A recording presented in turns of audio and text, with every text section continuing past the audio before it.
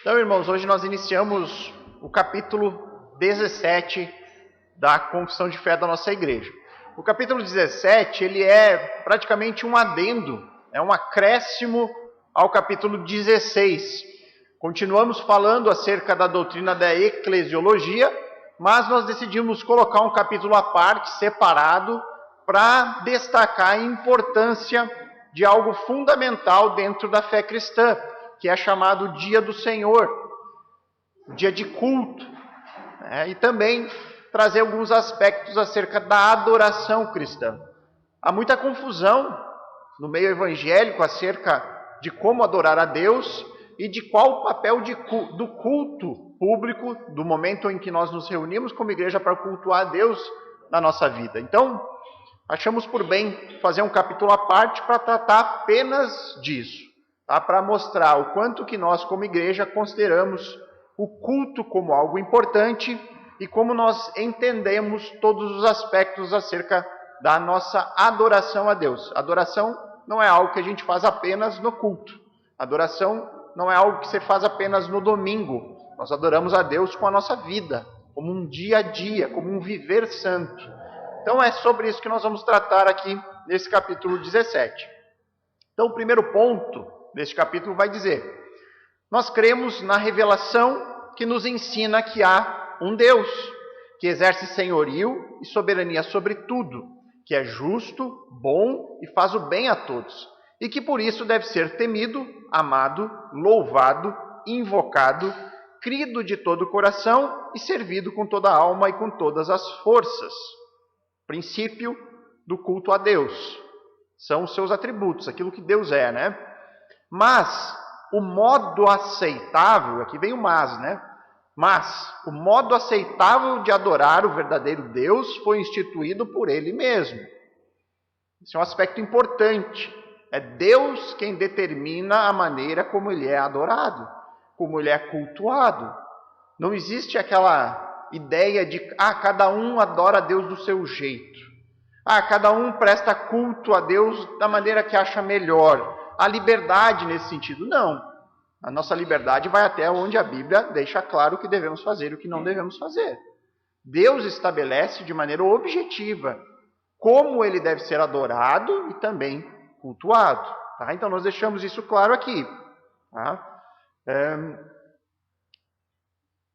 De tal modo determinada a sua vontade revelada, que não se deve adorar a Deus conforme as imaginações e invenções dos homens ou as sugestões de Satanás, sob alguma representação visível ou de outro modo que não seja prescrito nas Sagradas Escrituras. Então nós também reconhecemos que há certos elementos que são hoje colocados no culto cristão que são invenções humanas, que não fazem parte do culto bíblico, daquilo que Deus ordena.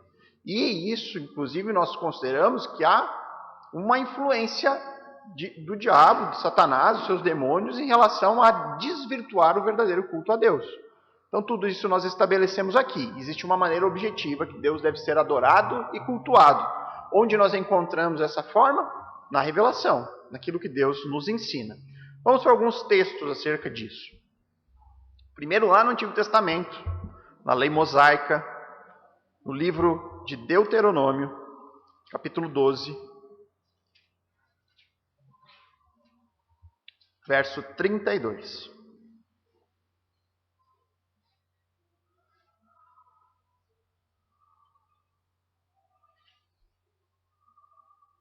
E é sempre bom nós lembrarmos o contexto. Tá? Essa fazia parte do conjunto de leis à nação de Israel. Nós estamos debaixo desta lei? Não, nós não estamos debaixo dessa lei. Então há certas coisas na Bíblia, aquilo que eu digo sempre. Nem tudo que está na Bíblia foi escrito diretamente para nós, mas tudo foi escrito para o nosso proveito. Então nós retiramos sempre princípios. Nós conhecemos Deus por meio da lei, nós conhecemos o seu caráter, da maneira como Deus age por meio daquilo que Ele revelou na sua Escritura. Nós podemos olhar para a lei que era para o povo de Israel e aprender sobre Deus nela. Então o que nós aprendemos, por exemplo, neste versículo, quando Deus diz: portanto, tenha o cuidado de cumprir todas as ordens que eu lhe dou. não acrescentem nem tire coisa alguma. O que diz esse versículo acerca do zelo de Deus em relação às suas ordens e aos seus mandamentos? Nosso Deus é um Deus zeloso. Ele diz, olha, tenham cuidado para fazer apenas aquilo que eu ordeno. Não acrescentem coisas que eu não mandei fazer. Tenham cuidado para não deixar de fazer também coisas que eu ordenei ser feitas. Então nós vemos aqui no caráter de Deus um Deus que é zeloso pela sua palavra. Ele é zeloso pelos seus mandamentos, pela sua lei. Então nós não podemos de forma alguma, quando nós nos reunimos como igreja, por exemplo, para cultuar, nós não podemos acrescentar elementos ao culto que Deus não prescreve, e também temos que ter o cuidado de não deixar de fazer coisas que Deus ordena que sejam feitas. Então é opcional para nós, por exemplo, termos um momento de ceia junto, de pegarmos o cálice, o pão e junto lembrarmos da ordenança que Cristo instituiu à sua igreja, por meio dos apóstolos. Nós podemos deixar de fazer isso. Olha, decidimos que aqui na igreja, a partir de agora, nós não faremos mais ceia do Senhor. Isso é uma opção para nós? Não, porque nós estaríamos retirando algo que Deus ordena. Olha, aqui na igreja nós não batizamos mais. Não fazemos mais o batismo por imersão nas águas, porque nós resolvemos adaptar a nossa cultura e hoje não vemos mais a necessidade disso. O Rio Grande do Sul é muito frio, aqui no inverno é muito rigoroso, não vamos mais fazer isso porque as pessoas têm muito frio. É uma opção isso? Não. Por quê? Porque é uma ordenança. Vamos acrescentar coisas no culto, né? Então, os jovens gostam muito de se reunir para dançar. Então, vamos ter um culto gospel. Vamos fazer uma balada para os jovens gospel. A única diferença é que vai ter música cristã sendo tocada para os jovens. Isso é culto? Não, Deus não prescreve esse tipo de coisa, tá? Então, é isso que nós falamos aqui. Nós olhamos para Deus e vemos um Deus zeloso pelas suas coisas. Então, nós temos que em tudo examinar as Escrituras e retirar dela as nossas práticas, né? Tudo aquilo que nós fazemos, seja na nossa vida individual, particular, quanto na nossa vida comunitária. Outro texto, Marcos 12:33.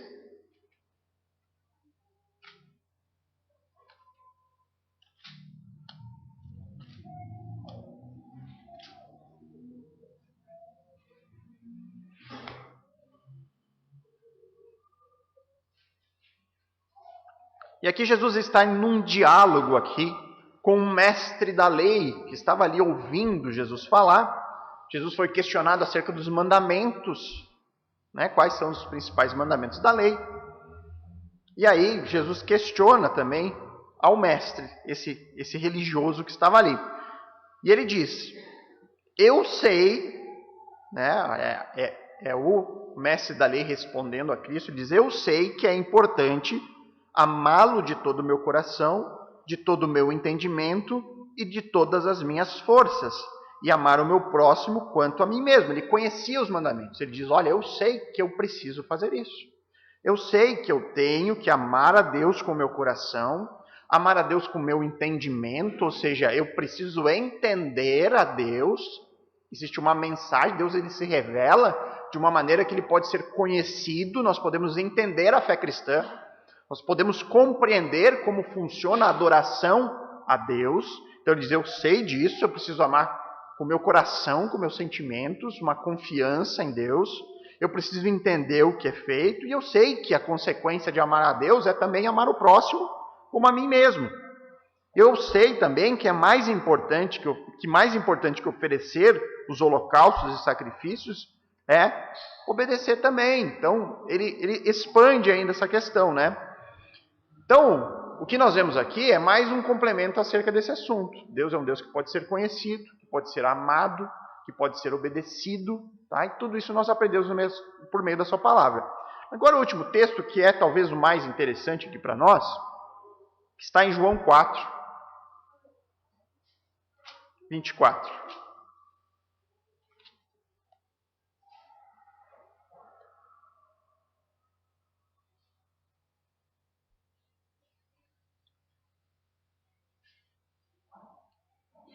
É um texto bem conhecido e muitas vezes mal compreendido, né? O texto diz: pois Deus é Espírito, e é necessário que os seus adoradores o adorem em espírito e em verdade. O que isso significa? O que significa dizer que Deus, ele procura pessoas que o adorem em espírito e em verdade? Então, qual que é o contexto aqui, né? Jesus está falando com aquela mulher samaritana lá no poço, né? Ele encontra ela, né? Talvez alguns lembrem lá da cena do The Chosen, no último episódio da primeira temporada, né? Que ele encontra a mulher, né? E faz revelações sobre a vida dela. E eles estão numa discussão sobre o local do templo, onde Deus deve ser adorado, né? E a mulher samaritana acusa os judeus, os judeus dizem que Deus só pode ser adorado em Jerusalém, em um local. E aí Jesus está dizendo aqui, olha, isso está para mudar. Isso vai mudar a partir dele mesmo, a partir de Cristo. Porque Deus, ele é espírito. O que ele diz? Deus não tem um corpo físico, ele não está num lugar apenas. Deus, ele pode ser adorado em qualquer lugar, porque ele é espírito. E é necessário que os seus adoradores entendam isso. E aí então adorem em espírito e em verdade. Ou seja, nós cultuamos um Deus que é espírito, que não é limitado, que está em todo lugar o tempo todo. Nós adoramos um Deus que pode ser conhecido. Essa é a parte da em verdade. E ele deve ser cultuado de acordo com a sua revelação, que é a verdade. Então isso aqui é uma carta branca para fazer o que quisermos? Não. Esse versículo não é uma carta branca para dizer, olha, nós temos liberdade para fazer o que quisermos em relação a Deus. Não, ele está dizendo que nós podemos adorar em qualquer lugar, ou seja, a nossa adoração ela é diária. Você pode adorar a Deus no seu trabalho, na sua casa, fazendo as suas atividades diárias, você pode adorar a Deus. Né? Quando você entende que Deus está em todos os lugares, e aí você está trabalhando como se fosse ao Senhor, fazendo o seu melhor, se dedicando, trabalhando duro. Então você está ali adorando a Deus. Agora, Deus, ele também tem que ser adorado em verdade, de acordo com a sua revelação, que é verdadeira.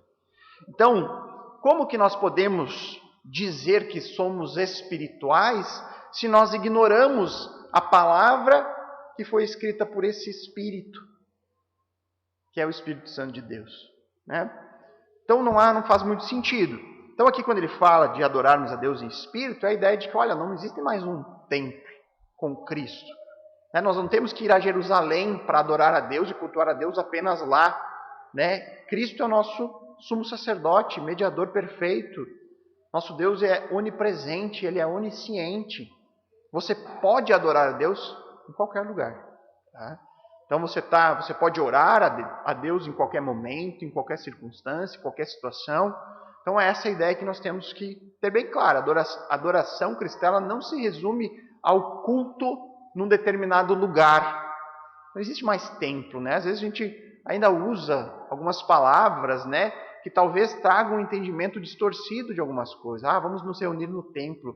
Não existe mais templo. Templo físico, a Bíblia diz que a partir de agora o nosso corpo é o templo do Espírito. Né? Muitas vezes a gente erra, inclusive, de dizer, eu vou lá na igreja. Eu costumo dizer muito, né? O discipulado eu estou fazendo lá na igreja. Mas, na verdade, a igreja ela só está aqui quando nós estamos juntos. O prédio não é a igreja. O prédio é só o local onde a igreja se reúne. Porque a igreja é a assembleia dos crentes, é a reunião dos crentes. Então, se nós não estamos aqui, isso aqui não é a igreja. Se você passar aqui pela frente e um dia que nós não estamos aqui, você disser, olha, aqui é a igreja. Não, está errado. Olha, aqui é o prédio onde a nossa igreja se reúne. Mas é importante entendermos que a igreja somos nós. Somos nós reunidos.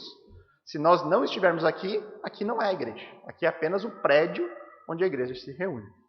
Ok? Próximo ponto aqui. Esse aqui é bem tranquilo, bem fácil, não precisa de muitas explicações.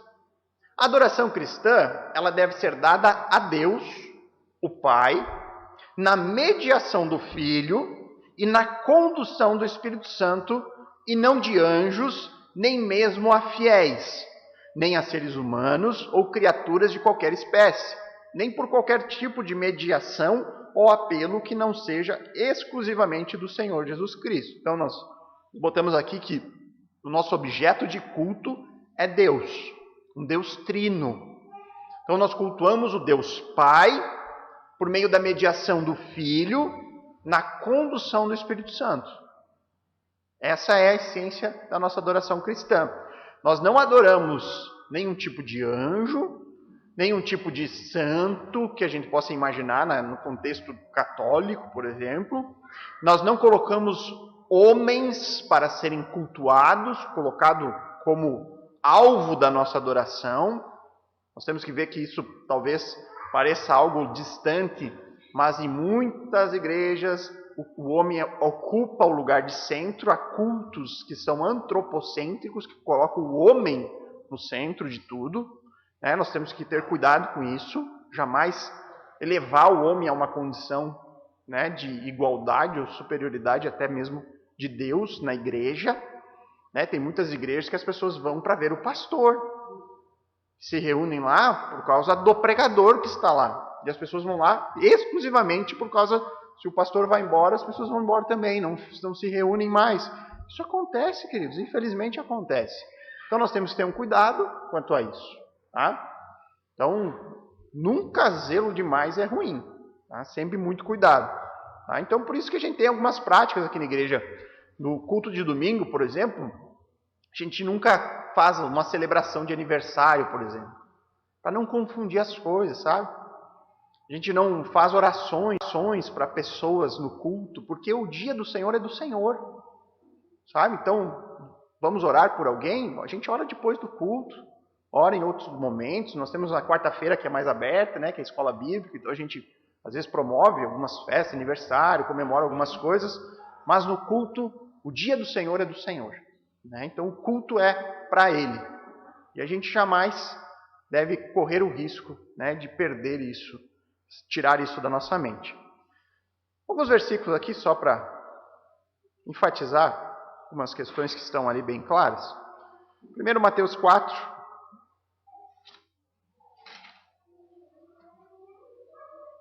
versos 9 e 10.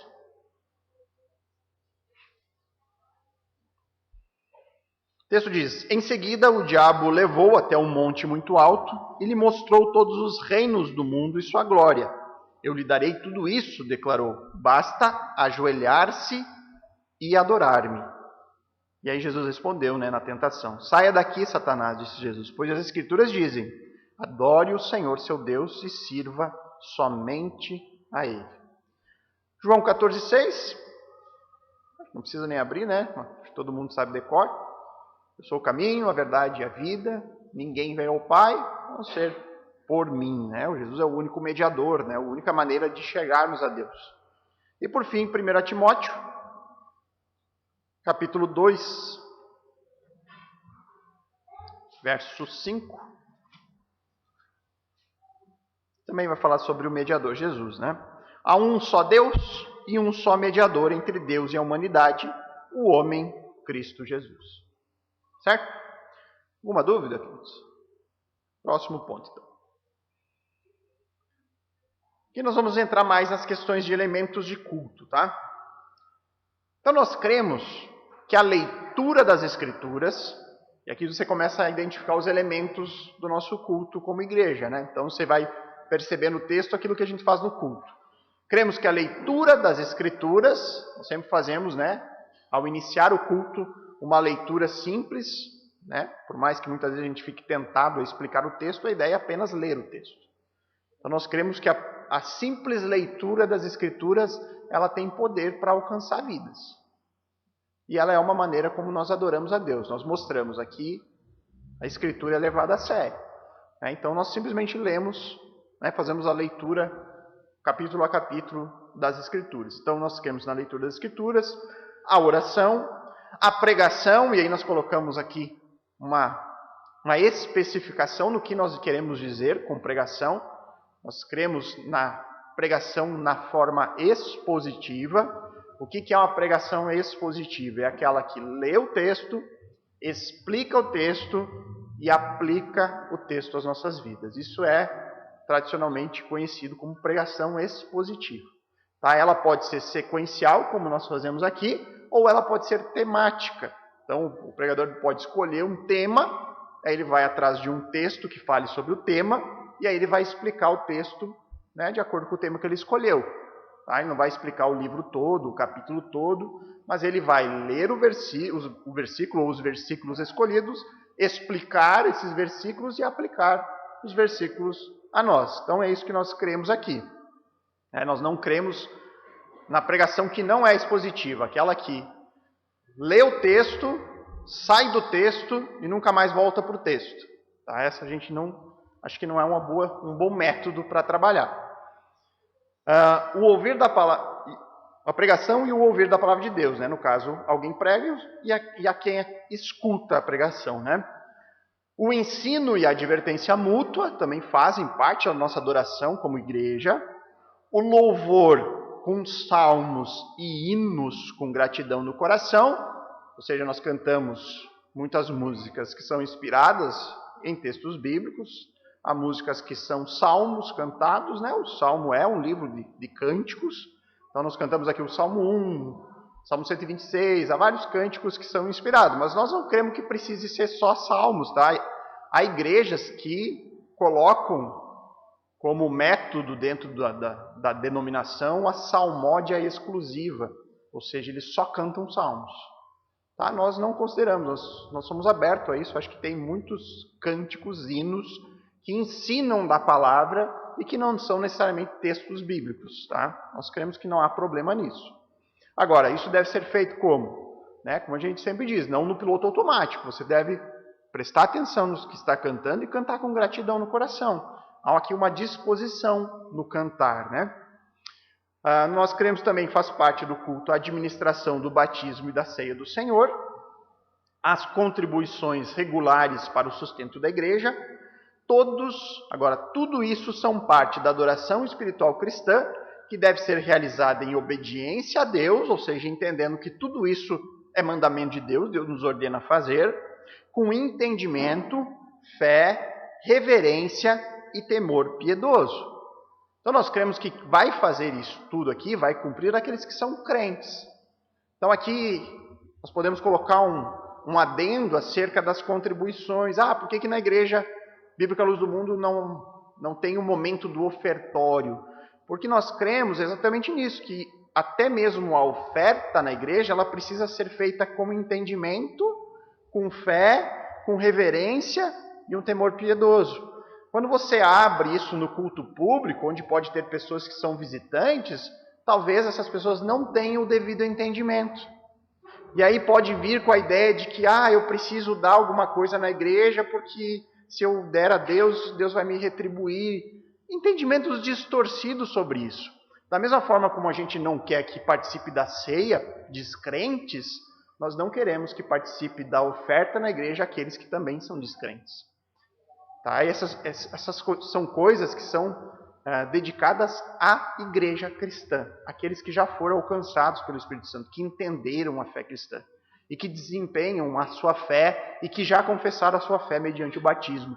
É isso que nós entendemos. Por isso que a gente não abre a oferta no culto público. Tá? Então, isso é explicado em discipulado, isso é explicado, né, quando se torna membro, enfim. Mas a gente prefere dessa forma. Tá? Ok? Alguma dúvida aqui? Podemos ir para os textos? Vamos ver alguns textos aqui sobre isso. 1 Timóteo capítulo 4... verso 13.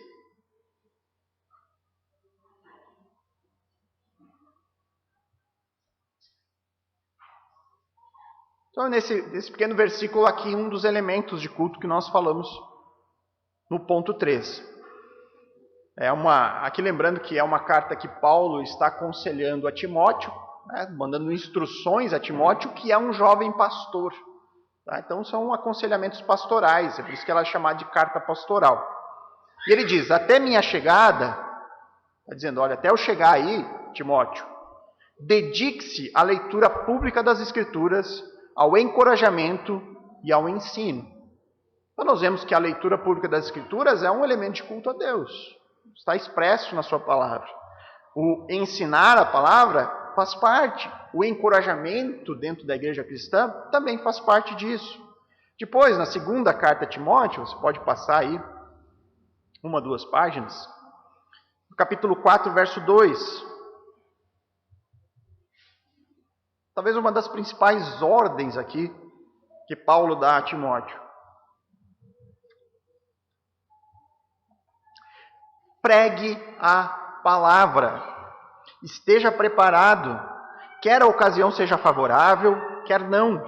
Corrija, repreenda e encoraje com paciência e bom ensino. Olha como a pregação da palavra ela é central nos conselhos que Paulo dá a Timóteo, né? Ainda, Colossenses 3, voltando agora um pouquinho nas cartas de Paulo. Colossenses 3,16.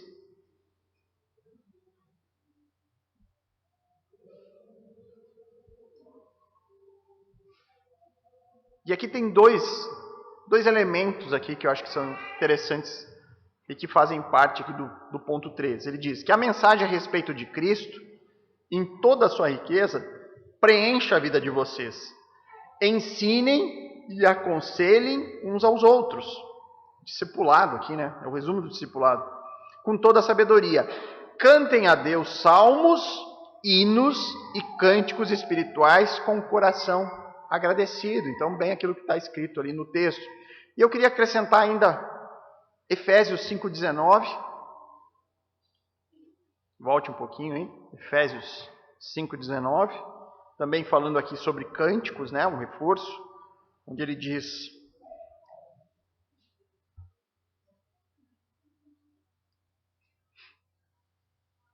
Meu verso 18 também para dar o contexto. Ele diz, não se embriaguem com vinho, pois ele os levará ao descontrole. Em vez disso, sejam cheios do Espírito, cantando salmos, hinos e cânticos espirituais entre si e louvando o Senhor de coração com música. Então ele faz uma comparação entre a embriaguez e o descontrole provocado pelo álcool em relação a ser cheio, embriagado do Espírito. Então, se o vinho traz descontrole, se ele está contrastando, o Espírito Santo vai fazer o quê? Nos deixar descontrolados? Não, é o contraste, né? Ele vai dizer, o Espírito Santo nos dá controle, nos dá sobriedade, né? E dentro dessa sobriedade, cantem salmos, hinos e cânticos espirituais, entoando, louvando ao Senhor de coração com música. Agora, um texto que eu queria deixar também, ainda para reforçar isso que nós falamos, da pregação expositiva. Neemias, capítulo 8. Quando nós vemos exemplos ou relato de pessoas pregando as Escrituras na própria Escritura, nós temos isso na Bíblia, né? Nós temos a pregação de Pedro, nós temos Paulo pregando, nós temos Estevão anunciando a palavra. Sempre que nós vemos pessoas pregando, falando de textos bíblicos ou expondo o Evangelho, eles citam o texto, explicam o texto e aplicam o texto. Você sempre vai ver essa metodologia. E aqui, mesmo no Antigo Testamento, isso não é diferente. Nós estamos aqui num período da história de Israel onde há a restauração do culto depois do exílio babilônico. Então o povo voltou do exílio para reconstruir Jerusalém, reconstruir as estruturas do templo, reconstruir os muros da cidade e agora estavam reconstruindo o culto. Eles estavam restabelecendo o culto a Deus naquela nação. E aí diz que Esdras, aqui, ele começa a ler a Bíblia para as pessoas lá. Ele pega as Escrituras e começa a ler. E olha só a maneira como é feito. O verso, Neemias capítulo 8, verso 4, olha só. O escriba Esdras estava em pé sobre uma plataforma de madeira feita para a ocasião. Olha que interessante, né? O que é? Onde é que ele está? Num púlpito, né? Está num púlpito. E aí lá no verso 8 ele diz, liam o livro da lei de Deus, explicavam com clareza o significado do que era lido e ajudavam o povo a entender cada passagem. Olha se não é pregação expositiva. Pregação expositiva aqui. É isso que eles estavam fazendo. Eles estavam lendo o texto e explicando o texto para as pessoas e mostrando como nós podemos viver de acordo com isso. Então, a leitura, a explicação e a aplicação. Era exatamente isso que foi feito na restauração do culto depois do exílio. Tá? Esse é o modelo que nós devemos seguir. Né? Esse é o modelo que nós devemos ter como alvo estabelecido no nosso culto. Né? A pregação da palavra desta mesma forma. Certo até aqui? Vamos para o próximo. Ponto 4. Cremos que em ocasiões especiais podem ser usados a humilhação solene com jejuns e ações de graças de forma santa e reverência. O que isso significa, queridos? Que nós não entendemos que, por exemplo, o jejum, ele é um mandamento que deve ser seguido regularmente. Ou seja, olha, nós precisamos jejuar pelo menos 2 vezes por semana, como faziam, por exemplo, os religiosos do tempo de Jesus. Estabeleceram que tinha uma quantidade mínima de jejum que você devia fazer obrigatoriamente. Nós vemos que o jejum ele é altamente recomendável. Né? A recomendação que nós devemos fazer o jejum. Tá? E o que é jejum? Jejum é a abstenção de alimento total para que você dedique um tempo apenas ao Senhor. A um tempo em oração, um tempo em busca espiritual. Então você pode fazer... Normalmente, quando nós vamos para as Escrituras, os jejuns eles são feitos em um momento de humilhação, de reconhecimento de pecado, de reconhecimento de estar passando por sofrimento, de busca de orientação de Deus em alguma decisão importante. É nesses momentos que nós vemos o jejum sendo praticado. E esse jejum é o quê? Abstenção de alimento. É aquele momento que você até deixa de comer para buscar o Senhor em oração e na sua palavra. Tá? Então, jejum... pastor, eu estou fazendo jejum de chocolate. Querido, não tem na Bíblia isso. Não tem na Bíblia. Tá? Você pode fazer jejum da maneira correta e bíblica, ou você pode inventar alguma coisa e dizer que é jejum, mas na verdade não é. A Bíblia fala que jejum é a abstenção completa de qualquer coisa, inclusive do alimento, para você buscar a Deus em oração e leitura da palavra. Certo? Muito do que a gente culturalmente aprendeu aí como jejum, que é pregado, tem em alguns lugares, vem de uma ideia meio gnóstica, né? Da ideia de corpo e alma, né? Sendo o corpo mau e o espírito bom. E aí você deixa de fazer algo que teu corpo sente prazer para você fortalecer o espírito. Isso é gnosticismo. Isso é você dizer que a alma, o espírito tem mais valor que o corpo. Tá? Isso não é bíblico. Tá? Então a gente não deve ter esse tipo de visão, né? Vou enfraquecer, eu vou passar fome para enfraquecer o meu corpo, porque se o meu corpo está fraco, o meu espírito se sobressai. Se teu corpo está fraco, teu espírito vai ficar fraco também. Você vai ter dificuldades. Né? Assim, quando a gente fica doente, a gente não tem força nem para orar. Então, nós somos um ser único, uma unidade. Tá? Então, nós não devemos entender assim. Então, nós cremos que há situações que devem ser feitas jejum. Você deve ter sensibilidade para praticar jejum quando você acha necessário, quando você quer buscar a Deus de maneira mais particular, tá? E também nós cremos que há um momento da ação de graça, onde a gente pode fazer um culto em um outro dia, que não no dia do Senhor, no domingo, para cultuar a Deus, agradecendo bênçãos, ou pedindo por bênçãos, né, por necessidades que a gente esteja passando.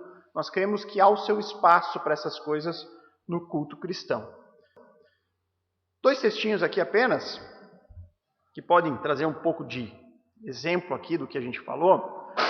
Primeiro, Atos 13, verso 2 e 3.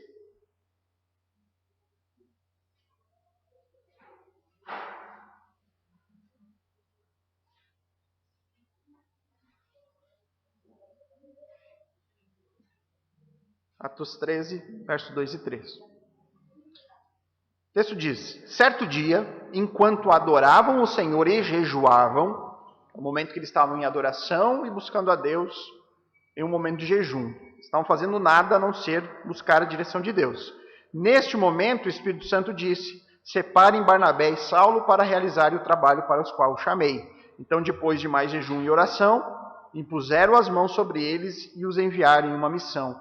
Esse é um momento da história da igreja onde nós vemos várias vezes isso acontecendo. Quando os apóstolos, os discípulos queriam uma direção de Deus para o que ser realizado na sequência, né? Para onde iremos, quem enviaremos. Direto nesses momentos onde eles precisavam de uma orientação, eles buscavam o Senhor de maneira particular, de maneira dedicada ali. E eles deixavam de se alimentar naquele período buscando o Senhor em oração, estando junto em adoração ali, e o Senhor agia nesses momentos, direcionava eles ali. Significa que hoje nós vamos fazer isso e Deus vai falar conosco, como falou com esses homens aqui? Não, nós sabemos que neste período da história, Deus fala por meio da palavra dele que já foi revelada. É diferente desse período, né? Nós cremos que a base, o fundamento apostólico foi estabelecido. Então hoje que nós vamos buscar a direção de Deus, nós precisamos parar tudo, orar, clamar, Senhor nos direciona, mas buscar todos os princípios, os nortes, por meio daquilo que já foi revelado. E aí então, tomar a decisão. Deus é comigo, né? Então, nesses momentos, cabe sim jejum, tá? E orações específicas. Um exemplo acerca de jejum no Antigo Testamento também, em busca de direção, é no livro de Esther, que é o último dos livros históricos, né, antes de Jó. Esther capítulo 4, verso 16.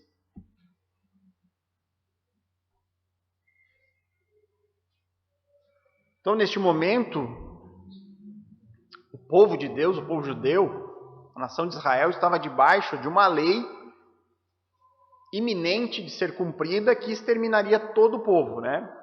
O rei ali havia determinado que os judeus seriam mortos, tá? Por conta de desobediência, enfim. E aí Esther, sabendo disso, né, e tendo a oportunidade de reverter a situação diante do rei, ela conclama aqui um momento de jejum. Ele diz, né, no verso 16, vá, reúna todos os judeus de Suzã e jejuem por mim. Não comam nem bebam durante 3 dias e 3 noites.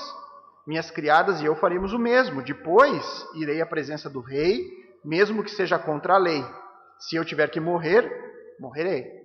Então era uma situação delicada, ela tinha medo de chegar diante do rei, e o rei não gostar daquela atitude e mandar matar Esther, né? Então ela convoca aqui um jejum. Deixem de comer e de beber e fiquem, né, dedicados em oração por essa situação, né? E aí nós fazemos a nossa parte e entregamos a Deus aquilo que não cabe a nós, tá? Então foi um momento específico aqui de humilhação, buscando a orientação de Deus para uma situação específica. Ok?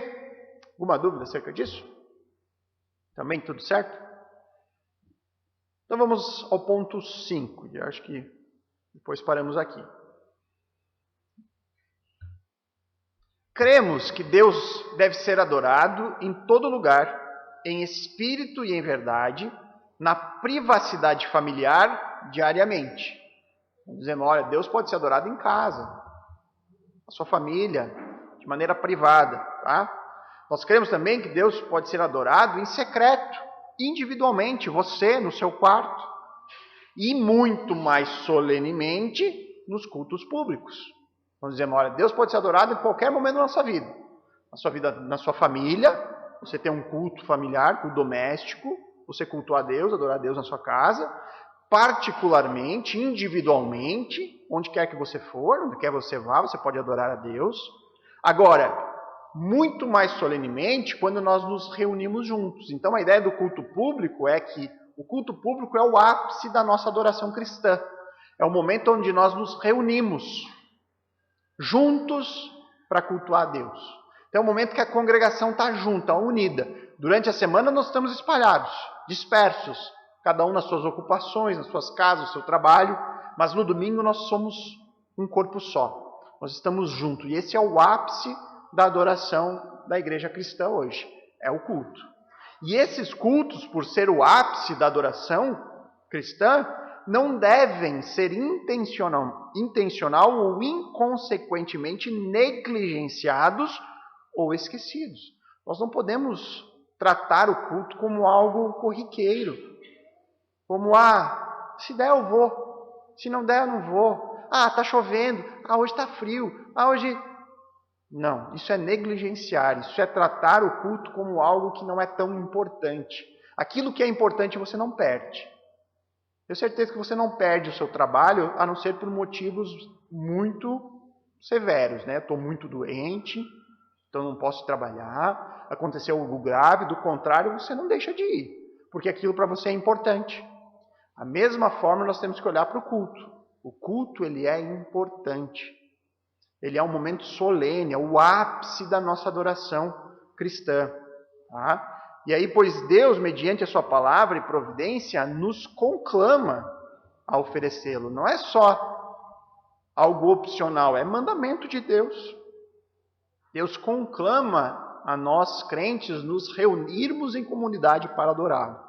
É uma instrução divina que uma porção do tempo seja separado para a adoração de Deus. É uma instrução que Deus nos dá. Vamos a alguns textos. João 4:21, ainda lá naquele texto da mulher samaritana, uns versículos acima.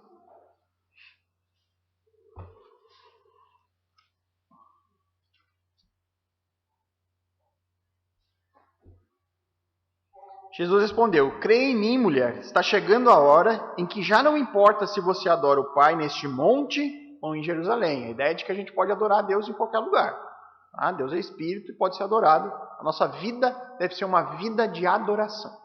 Tudo que nós fazemos deve ser para adorar a Deus. Eu trabalho para a glória do Senhor. Eu sou um pai para a glória de Deus. Eu sou um filho para a glória de Deus, um irmão para a glória de Deus, um amigo para a glória de Deus. Eu sou um funcionário para a glória de Deus. Tudo deve ser ato de adoração na nossa vida. Qualquer atividade que a gente faça, a gente deve fazer como se fosse ao Senhor. Isso é adorar a Deus o tempo todo. Tá? Um texto do Antigo Testamento aqui. Malaquias 1:11.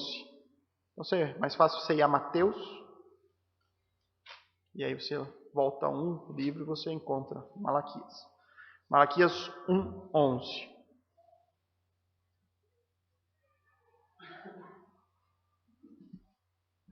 Olha só que curioso que é esse texto de Malaquias. Que Malaquias aqui é pós-exílio. Tá? Então é depois daquele texto que nós lemos ali de Neemias, né? Onde Esdras está lendo. É depois daquilo. Eles haviam reestruturado o culto cristão. Mas logo depois da reestruturação, o povo já estava falhando de novo. E aí Deus levanta Malaquias para exortar o povo acerca do culto. E aí ele diz no verso 1: contudo, meu nome é honrado de manhã até à noite por pessoas de todas as nações. Olha só, o profeta falando para o povo de Israel que achava que o Deus dele só podia ser adorado no templo, lá em Jerusalém. E aí Deus diz para eles: olha só, o meu nome, ele é honrado de dia, de manhã até de noite. Há pessoas me adorando o tempo todo. E pessoas de outras nações, vocês se acham tão importantes, mas eu tenho adoradores de outros povos. Em todo o mundo oferecem incensos e sacrifícios puros em minha honra, pois o meu nome é grande entre as nações, diz o Senhor dos Exércitos. Então aqui um texto que mostra que mesmo naquele período onde o culto era estabelecido em Jerusalém, era possível adorar a Deus de outras formas, em outros locais, por meio da atitude de obediência e de temor a Ele. Então esse é um princípio que nós aprendemos aqui no texto. Deus ele pode ser adorado a qualquer momento. E agora vem a grande ordem acerca do culto, né, do dia do Senhor. Este momento no qual tradicionalmente a igreja cristã adotou como domingo, que é o dia da ressurreição, há uma ordem clara acerca disso na igreja. Que é Hebreus 10:25. A criptonita do desigrejado, né? O texto diz: e não deixemos de nos reunir como fazem alguns. Não deixemos de congregar como algumas pessoas têm feito. Mas encorajemo-nos mutuamente, sobretudo agora que o dia está próximo. Olha, não deixem de congregar. Se encorajem em relação a isso. É um com o outro. É aquela ideia de que os irmãos precisam perceber, né? Tem que sentir falta um do outro. E aí quando percebe que algum irmão não tem vindo no culto, qualquer um pode. E aí, meu irmão, como é que tá? Tá bem? Tenho percebido que você não tem vindo no culto. Está passando por alguma dificuldade, algum problema? Posso te ajudar? Não se esqueça da importância de nos estar reunidos juntos. Porque não adianta, queridos. Tá? Tem aquele ditado que não é bíblico, mas que poderia ser incluído. Até, de repente, vou acrescentar aqui no final do Apocalipse. A brasa fora do braseiro se apaga, né? É uma verdade, irmãos. É ou não é uma verdade? Quando a gente está longe, a tendência é nos esfriarmos.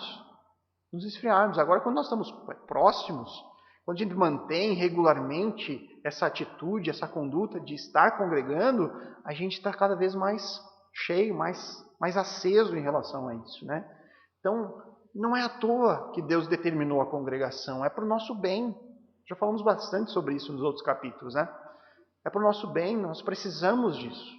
E também é para o bem do outro. Né? O meu irmão precisa de mim também. Né? Não é só eu me alimentando, mas é eu servindo também. O contexto da congregação é o contexto ideal para que a gente possa servir. E Deus nos chama ao serviço. Né? Quer ser grande no reino de Deus? Seja aquele que serve. É o que o Senhor nos deixou, né? Revelado e como mandamento. Ok? Paramos aqui? Alguma dúvida? Não? Então, semana que vem a gente provavelmente consegue terminar mais esse capítulo. Estamos caminhando já para a parte final da nossa confissão de fé. Então, vamos ter uma palavra de oração e aí nos despedimos.